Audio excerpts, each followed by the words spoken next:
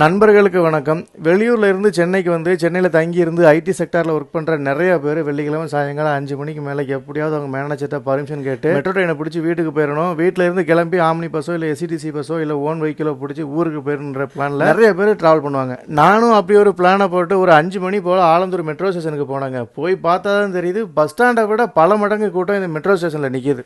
விசாரிச்சு பார்த்தா ஜூன் மாதம் மட்டும் 8 லட்சம் பேர் இந்த மெட்ரோ ட்ரெயினில் ட்ராவல் பண்ணியிருக்காங்களாம். அதுவும் ஜூன் 21ஆம் தேதி 3,27,000 பேர் மெட்ரோ ட்ரெயினில் ட்ராவல் பண்ணியிருக்காங்க. சென்னையில் ஃப்ரைடே ஆயிடுச்சு அப்படின்னா டிராஃபிக் சும்மா எகிரிக்கிட்டு நிற்கும். இந்த டிராஃபிக் பயந்துக்கிட்டு தான் நிறைய பேர் மெட்ரோ ட்ரெயினில் ட்ராவல் பண்ணுறாங்க. நானும் 30 ரூபாய்க்கு டிக்கெட் எடுத்துட்டு ஆலந்தூர்ல இருந்து சிஎம்பிடி வரைக்கும் ட்ராவல் பண்ணேன். ஆலந்தூர்ல இருந்து கோயம்பேடுக்கு ஒரு 10 நிமிஷத்தில் வந்து இறங்கிட்டேங்க. இதே நான் எம்டிசி பஸ்ஸில் ட்ராவல் பண்ணியிருந்தேன் அப்படின்னா குறைஞ்சது 45 நிமிஷமாக நான் ட்ராவல் பண்ணியிருக்கணும். நண்பர்கள் யாராவது இந்த மாதிரி வீக்கெண்டில் அடிச்சு பிடிச்சி டிக்கெட் வாங்கி மெட்ரோ ட்ரெயினில் ட்ராவல் பண்ணியிருந்தீங்க அப்படின்னா மறக்காம கமெண்ட்ல சொல்லுங்க. அதுபோக சென்னை ஃபுல்லாக மெட்ரோ ட்ரெயினை இம்ப்ளிமெண்ட் பண்ணியிருக்காங்க. ஸோ மெட்ரோ ட்ரெயினை உங்களுக்கு எவ்வளவு யூஸ்ஃபுல்லாக இருக்குன்னு கமெண்ட்